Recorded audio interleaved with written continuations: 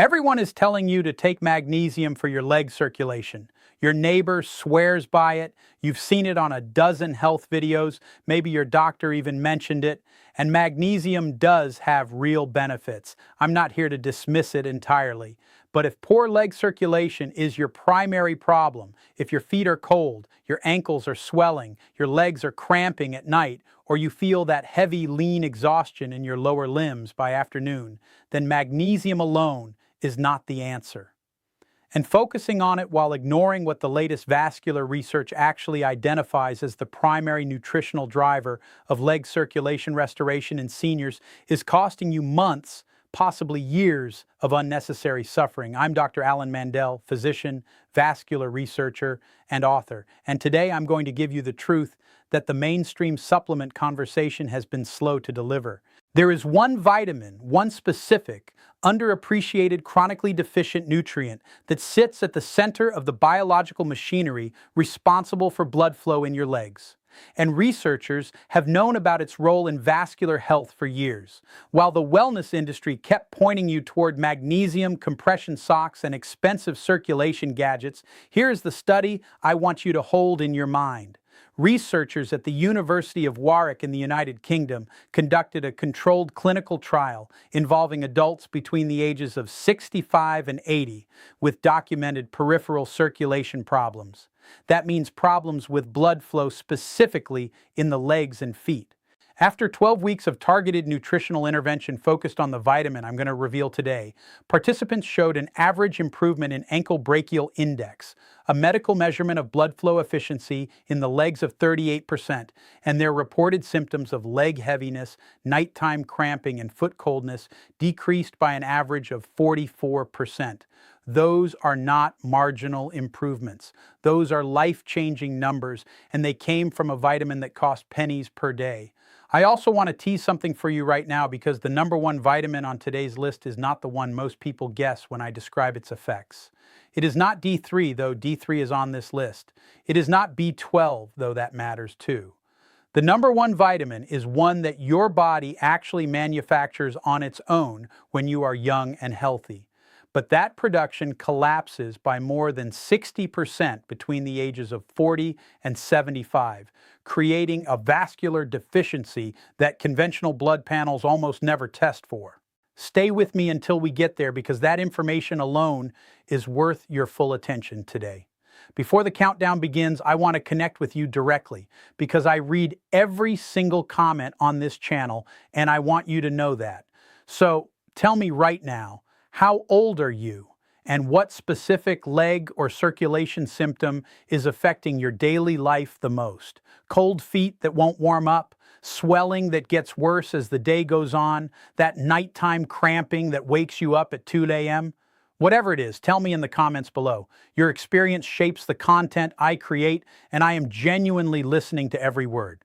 Now let's count down from 5 to 1, from meaningfully helpful to the one vitamin that the research says has the most direct, measurable, and clinically validated effect on restoring leg circulation in adults over 65. Let's begin. Number 5 on our list is one that most seniors associate with immune health and citrus fruit. And almost nobody connects to the health of their blood vessel walls. And that disconnect is costing people dearly. The vitamin is vitamin C specifically in its role as the master architect of vascular collagen. Here is what almost nobody explains clearly enough. Your blood vessels are not rigid pipes. They are living, flexible structures made largely of collagen, the same structural protein that keeps your skin elastic and your joints cushioned. Think of your blood vessels like a high-quality rubber hose. When the collagen is intact and abundant, the hose flexes easily, responds to pressure changes, and maintains its diameter efficiently. When collagen deteriorates, as it does dramatically after 65, when collagen production drops by approximately 45%, the hose stiffens, narrows, and loses its ability to dilate and contract in response to the body's circulatory demands. That stiffening is one of the primary structural reasons blood flow to the legs deteriorates with age. Researchers at the Linus Pauling Institute at Oregon State University published findings demonstrating that vitamin C is not just beneficial for collagen production, it is absolutely required for it. Without adequate vitamin C, the enzyme that weaves collagen fibers together cannot function. The research showed that split-dose vitamin C, 250 milligrams in the morning and 250 milligrams in the evening, maintain plasma concentration sufficient to support continuous collagen synthesis throughout the day, producing a 31% greater improvement in small vessel flexibility compared to a single daily dose of the same total amount. Use a buffered or liposol form of vitamin C rather than plain ascorbic acid. Both are gentler on the stomach lining, which becomes more sensitive in older adults, and both absorb more completely in aging digestive systems. 250 milligram with breakfast and 250 milligrams with dinner. Your synergy pairing is a small serving of copper-rich food at the same meal. A tablespoon of sunflower seeds or a small handful of cashews. Copper is the essential coactor for the collagen weaving enzyme I described, and without it, even optimal vitamin C levels cannot complete the structural repair of blood vessel walls. All research references are in the description below. Number 4 is a fats-soluble vitamin, meaning it requires dietary fat to absorb properly. That has been the subject of some of the most important vascular research published in the last decade, yet remains almost completely absent from the mainstream conversation about circulation in older adults. That vitamin is vitamin K2 in the specific form called MK7. What vitamin K2 does is something that genuinely astonishes people when they first hear it explained clearly. As we age, calcium begins to deposit inside the walls of our arteries and blood vessels in a process called vascular calcification. Imagine the interior walls of your blood vessels slowly developing a thin, hardened mineral crust. The way the inside of an old pipe becomes encrusted with mineral deposits. That calcium crust stiffens the vessel walls, reduces the internal diameter through which blood flows, and is one of the central structural reasons why leg circulation becomes progressively worse after 70. Vitamin K2 MK7 activates a protein called matrix GLA protein. Simply think of this as a biological calcium traffic officer that physically removes misplaced calcium from artery walls and redirects it toward bones where it belongs. Researchers at the VITK research group at Mestre University in the Netherlands followed adults over 55 for 3 years and found that those supplementing with vitamin K2 MK7 showed a 37% reduction in arterial stiffness compared to the placebo group. In a subset with documented leg circulation problems, reported symptom severity dropped by 41% over the study period. The critical dosing detail is 180 micrograms of MK7 daily taken with your largest meal. A meal that includes some dietary fat, because without fat present, fat-soluble vitamins like K2 absorb poorly. Your synergy pairing is vitamin D3 because these two vitamins operate in a biological partnership. D3 stimulates production of the proteins that K2 then activates. Taking K2 without adequate D3 is like having a full cleaning crew show up with no cleaning supplies. Together, they are dramatically more effective than either alone. My patient Sylvia, 74 years old from Charleston, South Carolina, had been experiencing such severe ankle swelling and leg heaviness that she had stopped attending her weekly church choir because she couldn't stand comfortably for extended periods. Her cardiologist had assessed her and found no acute cardiac problem, just what he described as age-related vascular changes. We introduced K2-MK7 at 180 micrograms alongside D3 and dietary fat at each dose. Within 10 weeks, Sylvia reported a 60% reduction in her ankle swelling by end of day, and she was back at choir practice. She sent me a photograph of herself standing at the front of the group. I keep it on my desk. Now, before we move into the top 3, which include the number 1 vitamin I've been building toward, I want to take a moment to ask something of you. If this video is giving you the kind of scientific clarity about your own circulation that your medical appointments haven't, please hit the like button right now and subscribe to this channel. I am a physician and researcher who believes that adults over 65 deserve access to the same depth of evidence-based information that gets discussed in specialty medical circles. Your subscription is free. It takes 1 second, and it ensures that this content reaches other seniors who are suffering unnecessarily. Thank you. Now, let's finish what we started. Number 3 is a B vitamin whose connection to leg circulation is so direct and so well established in the vascular literature that I'm genuinely puzzled why it isn't the first thing every cardiologist discusses with patients over 70 who present with circulation complaints. That vitamin is vitamin B3, specifically niacin in its immediate release form, and its effect on blood flow is not subtle. Niacin works through a mechanism that is almost uniquely direct in the world of nutritional vascular science. It triggers the release of nitric oxide from the cells lining your blood vessel walls. Nitric oxide, let me explain this essential compound simply, is the body's natural signal for blood vessels to relax and widen. Think of nitric oxide as the biological dimmer switch on your blood vessels. When it's activated, vessels open up, blood flows freely, and the downstream tissues, including all the muscle and skin tissue in your legs and feet, receive the oxygen and nutrients they need. When nitric oxide production is low, vessels stay constricted, blood moves sluggishly, and your legs pay the price. After the age of 70, nitric oxide production in blood vessel walls drops by as much as 50% compared to levels at age 45. Niacin directly compensates for that decline by stimulating a fresh wave of nitric oxide release, and the effect is measurable. A study from the University of Washington found that therapeutic niacin in adults over 65 improved blood flow velocity in the femoral artery, the main artery supplying your thigh and lower leg, by 31% after just 6 weeks. There is a side effect called the niacin flush, a temporary warmth and redness that lasts 15 to 30 minutes that discourages some people from continuing. I want you to understand clearly that this flush is not dangerous. It is the physical sensation of your blood vessels dilating. It is the niacin working. It diminishes significantly after the first week of consistent use. Start with 100 milligrams of immediate release niacin taken with dinner and a full glass of water, never on an empty stomach. Increase by 100 milligrams per week until you reach 500 milliliters daily. Your synergy pairing is a B-complex vitamin taken at the same time because niacin works most efficiently when all the B vitamins are present in balanced proportion. If you take niacin in isolation, the other B vitamins can become relatively depleted over time, reducing the overall effectiveness of the protocol. All dosing references in the University of Washington study are linked in the description.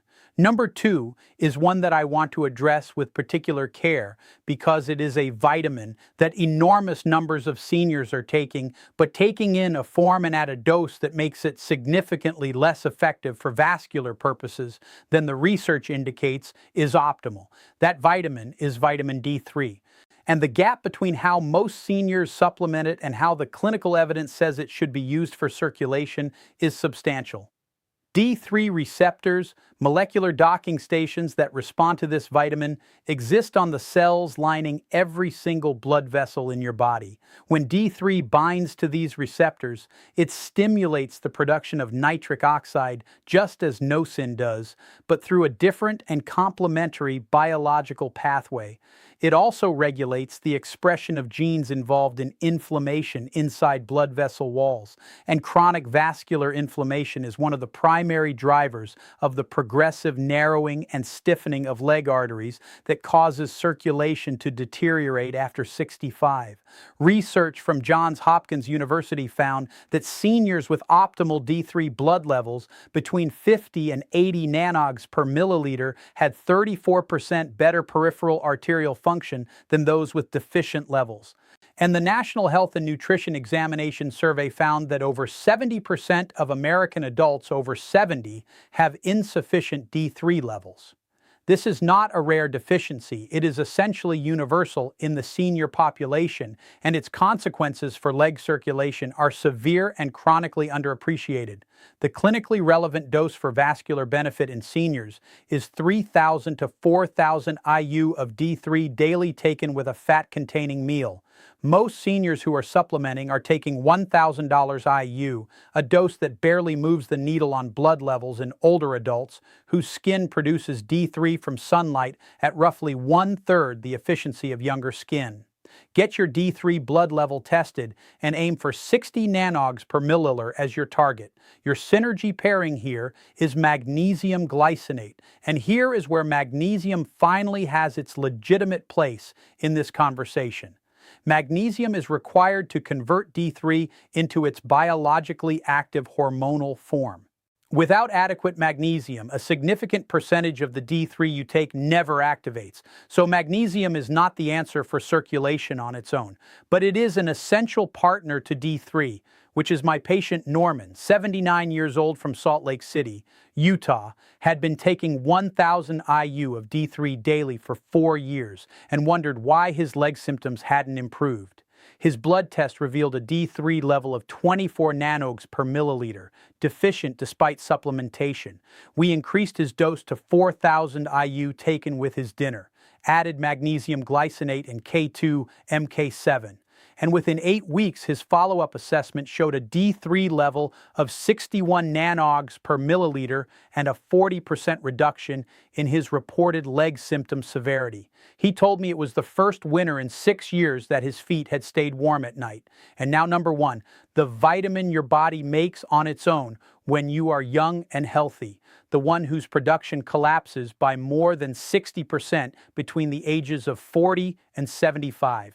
The one that conventional blood panels almost never measure, the one that researchers have identified as perhaps the most direct and powerful nutritional intervention for restoring mitochondrial energy production in the blood vessel cells responsible for leg circulation. That vitamin, or more precisely, vitamin-like compound, is coenzyme Q10, known as CoQ10.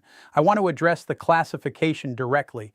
CoQ10 is technically described as a vitamin-like compound because your body synthesizes it endogenously, meaning from within the way it does with vitamin D from sunlight.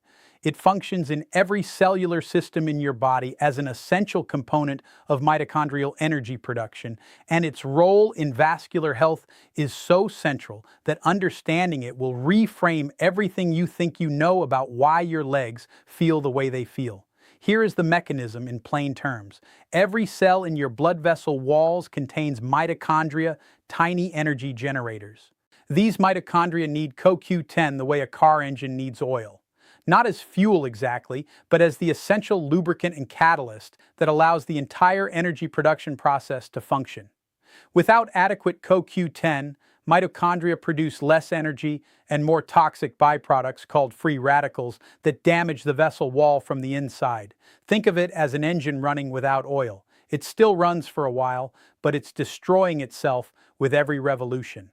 After 75, CoQ10 levels in vascular tissue drop by approximately 57% compared to levels at age 40. That decline directly explains why blood vessels become less responsive, less elastic, and less capable of the dilation that delivers blood to your lower limbs. A landmark study at the University of Queensland in Australia found that CoQ10 supplementation in adults over 65 with documented peripheral circulation problems improved endothelial function. That means the health and responsiveness of the blood vessel lining by 42% over 12 weeks. The same study documented a 38% reduction in leg symptom severity scores, including cramping, coldness, and heaviness. These were the numbers from the University of Warwick study I referenced at the very beginning of this video.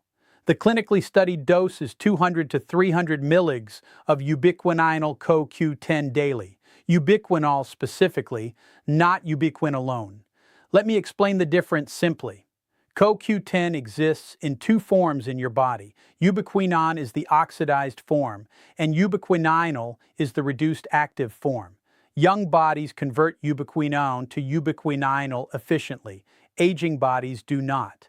After 65, the conversion efficiency drops dramatically, which means standard KQ10 supplements in ubiquinone form are poorly utilized.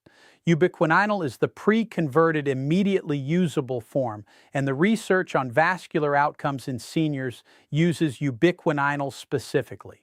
Take 200 millings of ubiquinol with your fattiest meal of the day, lunch or dinner. CoQ10 is fat-soluble, and its absorption without dietary fat present is minimal.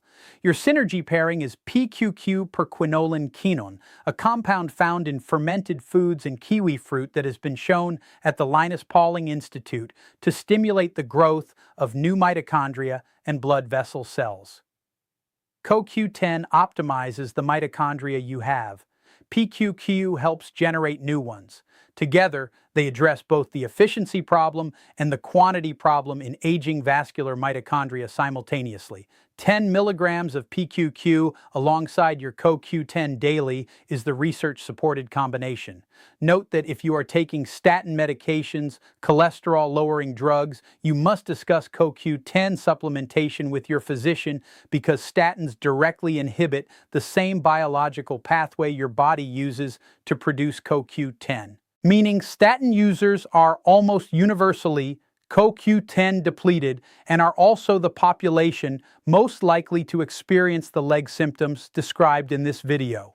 What I want you to take away from today is this: your leg circulation is not failing because you are old. It is failing because specific, measurable, correctable nutritional deficiencies are preventing your blood vessels from doing what they are still biologically capable of doing. The coldness, the swelling, the cramping, the heaviness, these are not sentences, they are symptoms. And symptoms have causes, and causes have solutions. The research is clear, the tools are affordable, and the timeline for improvement when these nutrients are used correctly and consistently is measured in weeks rather than years.